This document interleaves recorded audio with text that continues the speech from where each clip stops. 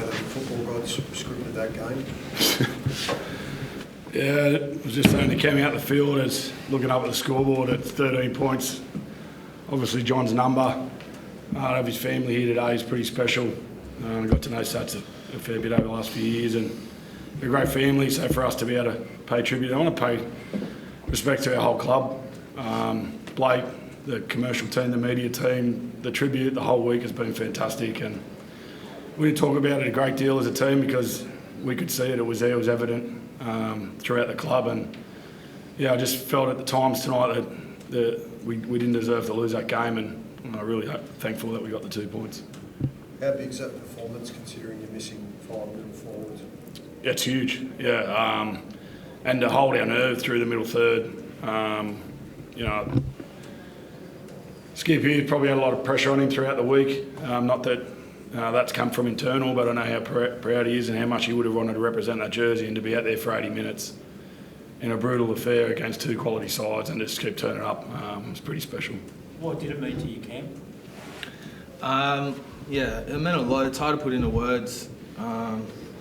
Obviously, I didn't know John Sattler too well, but you know of him through all the stories that people around the club talk about. And as much as everyone talked about his toughness on the field, they talked about how much of a gentleman and how much of a good bloke he was off the field too. And I think it just epitomises what it means to play at this club and be a part of this organisation. So, yeah, it meant a lot. Like Coach said, it was, you know, there was always a lot to play for tonight. I just kept reminding myself and the boys just to simplify it and just focus on our process and you know, the occasion and the emotion will get us up for it. And it wasn't pretty, but we got the job done. So I'm just really proud of the boys tonight. Do you draw on that, like you were down 12-10 and then 12 all? And do you draw on that? Look, when it went extra time. Yeah, we just, I don't know, just did our best out there. In the heat of the battle, you know, when there's a lot of fatigue in the game, you just do your best. So I'm just happy the boys dug deep and got the job done. JD, I guess Cam was also a fair few of your middles who did that tonight. Like Keon played 78, it's like almost all of them in the middle for guys usually on the edge. Yeah, I spoke to the players through the week. We had to make a choice whether we started Keon on an edge or pushed him out and then pushed him to the middle, or just started him in the middle. I had a good conversation with him early in the week, and I was so proud of his response. He just said, whatever you need me to do, I'll do it. If you need me to start in the middle, I'll play 80. Whatever you need. And that's what we needed tonight. We needed people with that attitude. But to be fair, the team had that attitude all through pre-season. I feel like our results haven't justified the work that we've been putting in on the game. And tonight we got the rewards for the work we've been putting in. But we haven't been far off. And yeah, we're looking forward to growing on that over the next few weeks as well. Just like Elias nailed that field goal. What did you think of that? I just said to him after the game, I was just proud that he put his hand up and said, give me the ball. You know, he's a young half in his second year.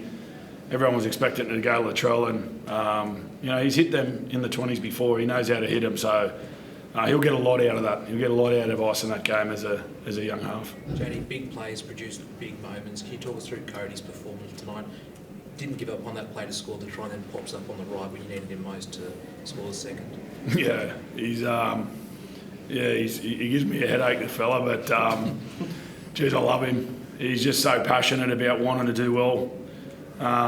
You know, and it was one of those games that was quite frustrating for us as well, because we were creating half chances and we looked threatening and we probably weren't just nailing them. But when he popped up on the right-hand side in the second half, working with Lockie down that edge, and he went looking for the footy, and his first try he had no right to score that. He's had to get around three players on the kick chase and then still managed a miraculous effort. But I'm really proud of him tonight. Of the whole team. Like, this is a massive effort for our club. Right through the grades as well. So the players in the changing room, then we won all 8 games in our club today. And that's a reflection of what that's meant to the club and how important it was for our whole organisation to win every grade across our 3 women's teams, our 5 men's teams. A great tribute. Got a bit heated at times there. Did you have a view on Hamoli and blow up with Damien Cool? Oh yeah, I thought he probably put a bit of weight into his ankle, but I didn't see it a lot. I thought they handled it pretty well. 2 teams going at it. The refs or whoever looks at it will look at it, but yeah, it wasn't. I didn't get a close look at it. You mentioned Cody there, obviously popping up on the right. The left edge has been so famous at South for the last couple of years, but this year the right seems to have really come into it. Is that something that you consciously thought at the start of the year to equalise the way that you attacked? We don't focus on one edge. You know, we play the game with our eyes, and when opportunities come, we need to be able to take them. And if things aren't working on one side, we need to go the other side. If teams want to open up, we have to go through the middle third. So I try to give the players as much freedom as they can to recognise opportunities and back themselves to take them. A lot of onus comes on Skip here in that middle third and Damien, but like I said, you know, we created chances on the left-hand side and then shut down and Cody bobbed up. One of the things we spoke about tonight was play for play, so not expecting just one shot to work to be able to pull a trigger 2 or 3 times in a set, and that's what we got when Cody scored in the second half. How's AJ? Obviously a bit of strapping on his hamstring in that second half. Yeah, he just had a dead leg. Yeah, we thought he had a quad strain half time, but then they come back and said, no, it's a cork, so he was good to go. AJ's not notorious for playing tough, so he'll be fine. I feel like we ask you every week just about the forwards coming back next week. Who will be available next Friday? Harmo Saleh will be definitely back. He's passed all his protocols this week and he's itching to go, so hopefully we can get him through more than 2 minutes. That'll be good. But yeah, looking forward to having him back, and Jai Arrow's probably the week after. So the troops are on their way back. But the best thing about this group this week is no one talked about players missing.